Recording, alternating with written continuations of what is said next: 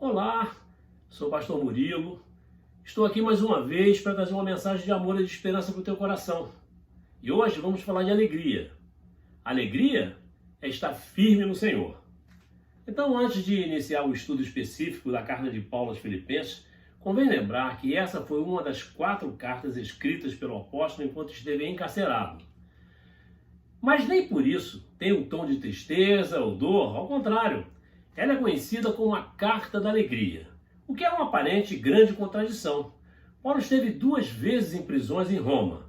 Na primeira vez em que foi feito prisioneiro, gozava de certa liberdade, pois podia receber pessoas, dar entrevistas, fazer conferências e escrever livremente. Nessa primeira prisão, Paulo escreveu 4 cartas, e Filipenses é uma delas. Paulo saiu dessa primeira prisão e visitou a região de Filipos. Logo depois, Paulo é preso pela segunda vez e aí escreve a sua última carta a Timóteo. Dessa prisão, essa segunda prisão, Paulo não saiu. Estava literalmente encarcerado num calabouço romano chamado e conhecido como Masmorra Mamertina, e daí para o martírio para ser degolado. Durante muito tempo, meu irmão, minha irmã, os cristãos foram impopulares e considerados subversivos porque não adoravam o imperador romano e sim a nosso mestre Jesus. Pregavam a igualdade em uma sociedade escravocrata e foram perseguidos duramente no império do imperador Nero entre os anos 54 e 68.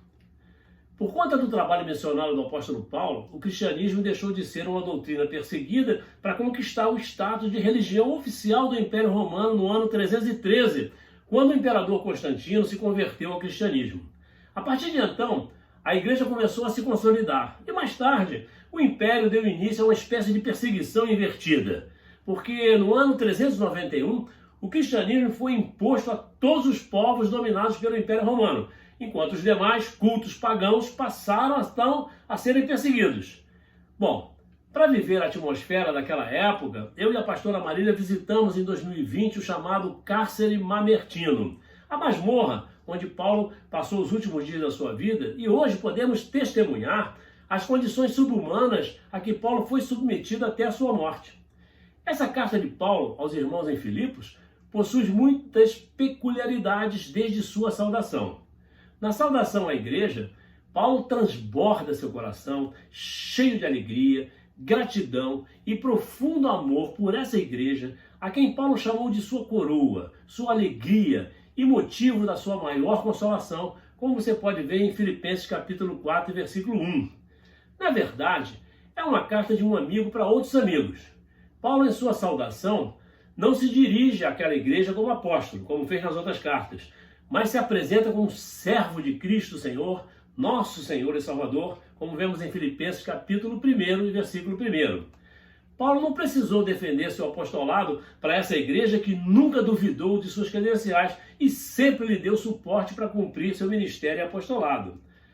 Embora seja uma carta pessoal, na saudação, o apóstolo também inclui Timóteo, não porque ele tivesse alguma parceria com Paulo ao escrever essa carta, mas devido à generosidade de Paulo, que reconheceu e foi grato à companhia e colaboração de Timóteo durante o período da sua primeira prisão.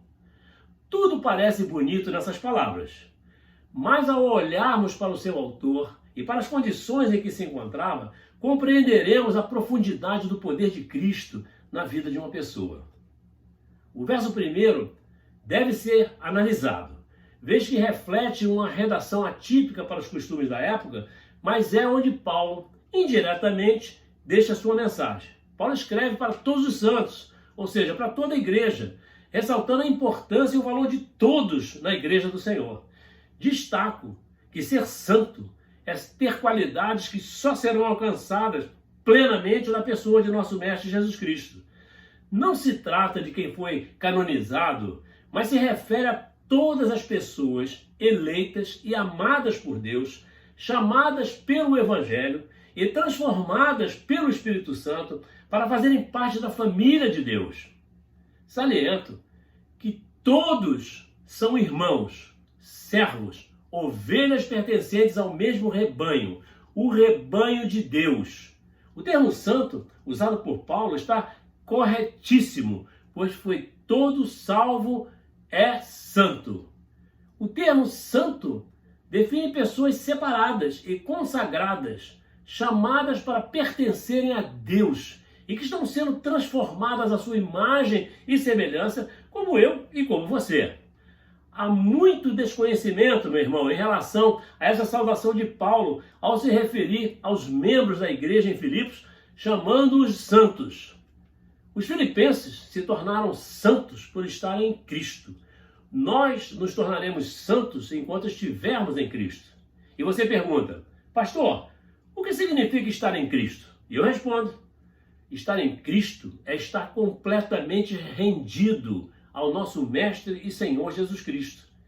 Destaco que ninguém é santo por ser melhor que outras pessoas, embora em Cristo, nosso Mestre, se tornem pessoas melhores a cada dia, apesar de serem alvos a serem atingidos por todos. O apóstolo Paulo não se refere a uma santidade que requer isolamento, refúgio, afastamento do mundo e das pessoas que não conhecem Deus, mas ele se refere a uma vida espiritual dedicada a Deus. Uma vida capaz de se relacionar com todos, sem se deixar contaminar pelas coisas do mundo, e sim transformar o mundo em Cristo Jesus, nosso Mestre. João capítulo 17, versículo 15, nos faz lembrar da oração do nosso Mestre, quando ele disse, Pai, não oro para que os tires do mundo, mas sim para que os protejas do príncipe deste mundo.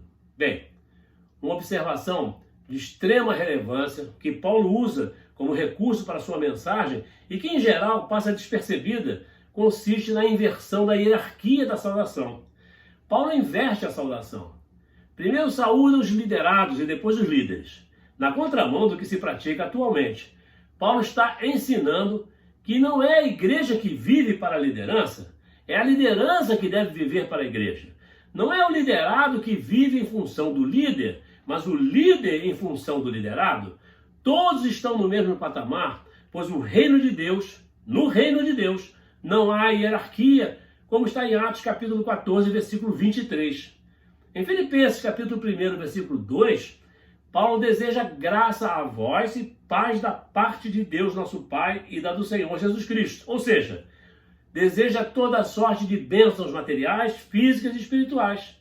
Graça definimos como um favor imerecido, ou seja, é abençoar deliberadamente porque a causa do seu amor não está em nós, mas no nosso Mestre e Senhor Jesus Cristo. Pela graça, Deus concede através do Evangelho e a cada um, merecedor do inferno, o seu melhor, o nosso Mestre Jesus.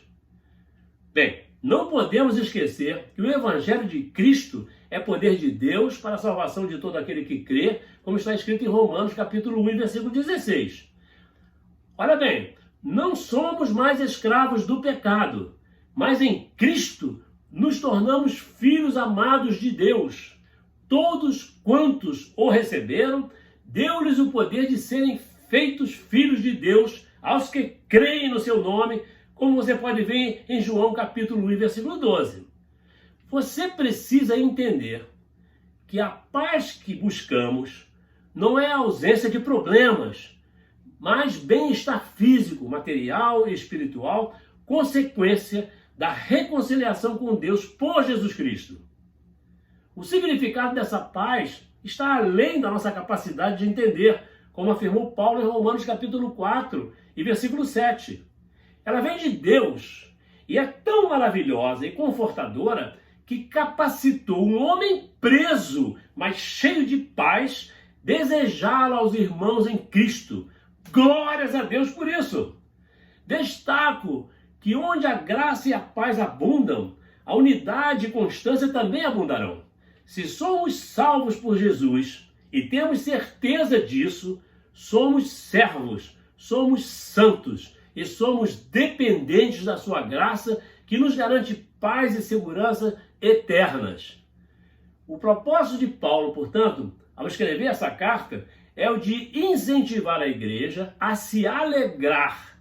E ele mostra que mesmo preso se alegrava e que devemos nos alegrar independentemente de quais sejam as circunstâncias que nos cercam.